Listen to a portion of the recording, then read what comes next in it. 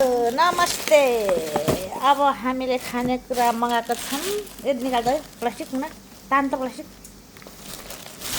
साथीमा नबोले तान सल्लाहको निकाल्नु हो सल्लाहको। आज दुईजनाको खाने भोक लागिसक्यो भर्खरै आयो यार। के साह्रो ढिलो हो। यति ढिलो त नहुनु नि भगवान् बाबा ठाकुर। के छ यार खानेकुरा? Wow sel roti and momo plus भुटन के को यो चिकनको कि के हो यस्तो प्लस यो सलाद प्लस यो अचार अनि के यस्तो अन्डा यो के यो चाहिँ के यो खोल्दै भएको खोल्दा मुना यो तार्नु दुईवटा सेटमा आएछ त नि दुईजनाले खानुपर्ने दुई सेट। ए ल फाइनली हाम्रो खानेकुरा चाहिँ आयो।